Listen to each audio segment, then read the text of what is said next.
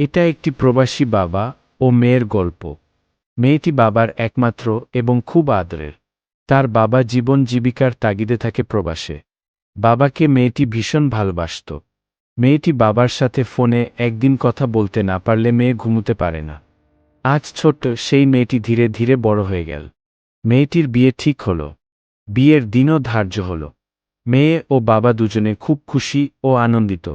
মেয়েটার আজ বিয়ে। কনে সাজে বসে আছে, চোখে কান্নার জল। কিন্তু সবার মাঝে নেই একজন, যার উপস্থিতি ছিল সবচেয়ে গুরুত্বপূর্ণ, যার স্নেহের ছায়া ছাড়া এই মেয়েটা কখনো কিছু কল্পনাও করেনি। তিনি তার বাবা।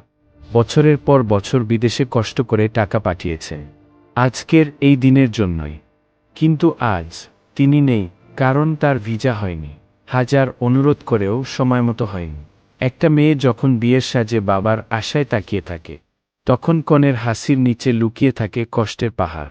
আর এক বাবার চোখে তখনও ভেসে বেড়ায়, বাবা, তুমি আসবে না? সেই ছোট্ট মেয়েটার কণ্ঠ। আল্লাহ তোমার জীবন সুন্দর করুক মা, আমার ছোট রাজকন্যা। প্রবাসে কেবল টাকা কামানোই সব না, সময় মতো একটা আমি আছি বলাটা অনেক বড় হয়ে দাঁড়ায়।